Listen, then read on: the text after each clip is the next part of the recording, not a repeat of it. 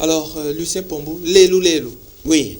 Vous êtes bien, vous avez les pieds sur terre. Exactement, les pieds sur terre et bien ancrés, effectivement, dans la tradition et bien ancrés dans le pays, effectivement, dans le terroir d'origine. Et ça, c'est absolument important, je pense. Et je me bats toujours pour dire que celui qui veut, on dit souvent en français, celui qui veut aller loin ménage sa monture. Moi, je dis, celui qui veut s'ouvrir à la modernité doit regarder la tradition. C'est pas moi qui dis, regardez tous les pays qui réussissent, les Chinois, les Japonais, ils ne perdent pas leur tradition, même s'il y a la modernité, mais ils sont ancrés dans la tradition et il faut qu'ils fassent la synthèse. Nous, Congolais, nous devons faire justement cette synthèse qui est absolument indispensable, ne serait-ce que dans la façon de faire la politique, la façon de faire l'économie, la façon de s'organiser. Et puisque vous êtes au Congo, plus précisément à Pointe-Noire, votre maman vit encore. Oui. Et qu'est-ce qu'elle représente pour vous, maman? Ma maman, c'est tout. Cette femme, Victoire Toukoula, qui a 82 ans, justement, j'étais encore là avec elle, c'est elle qui m'a appris à exister, c'est elle qui a façonné le petit garçon et l'homme que je suis. C'est elle qui m'a donné la vie, c'est à son sein nourricier que mes neurones sont devenus aujourd'hui ce qu'elles sont devenues. Et cette maman-là, c'est moi-même. Quand elle était un peu plus jeune, parce qu'elle m'a eu assez jeune, et qu'on se ressemble à peu près, on pensait que j'étais son jeune frère. Alors elle disait non, c'est mon fils. Et cette femme va peut-être un jour, va sûrement, oui bien sûr, puisque nous sommes tous mortels, va rejoindre papa qui m'a quitté en 83, a dressé pour moi effectivement le chemin. Elle a tout fait. C'était une femme qui allait à Diosso, j'allais avec elle à Diosso pour me prendre le samba, comme tombi, comme on dit en Vili, dans les gorges. Je descendais les gorges avec ma maman et on remontait d'une certaine manière. J'allais aussi, quand elle allait dans les plantations autour de Diosso, quand elle allait effectivement aussi prendre le Nsamba, et quand elle vendait à côté du Nina Service, pour ceux qui connaissent Nina Service, ils voient très bien où je me situe et à quel niveau je me trouve, où j'ai grandi. Quand elle vendait les beignets, elle a tout fait, effectivement, pour que je sois propre à l'école.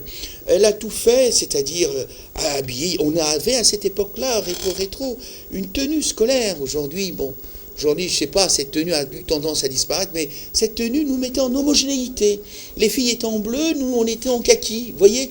Et donc c'était quelque chose d'absolument intéressant. Ça permettait de gommer les inégalités et elle me montrait en effet que dans la vie, 1, il ne faut pas jalouser les gens.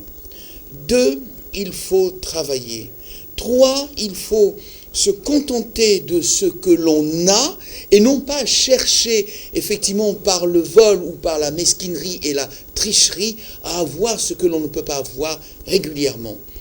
Maman, je t'aime parce que grâce à toi, je suis devenu ce que je suis devenu. Je suis professeur d'économie, journaliste Africa 24. Ce n'est pas une très grande réussite. C'est une réussite comme tu la voulais. Tu disais, effectivement, essaie d'aller le plus loin possible que tu puisses. Je suis devenu aussi écrivain, puisque j'écris des livres, que je participe à la vie politique.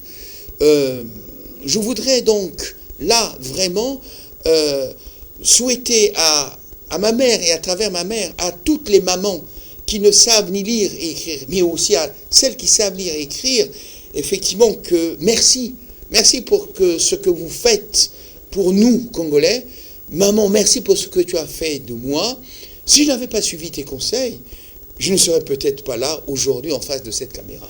Ah ben, quant à nous également, nous disons merci à Maman Toukoula, voilà, qui nous a donné un doyen, fils du Congo, fierté nationale, évoluant à Africa 24. Donc à Maman Toukoula et à toutes les mamans, merci. Et nous disons au revoir. Merci, madame. Merci. Et merci beaucoup pour Télé Pointe-Noire. Merci, c'est par ce type d'émission, effectivement, que l'on peut voir d'une certaine manière que nous, Congolais, nous existons et que nous devons tous œuvrer pour la paix, la sécurité, une démocratie à l'entente, pas de guerre entre nous, pas de situations difficiles entre nous. Les problèmes existent, mais nous devons les réduire, nous devons les résoudre, par la négociation et la paix. Alors, merci maman.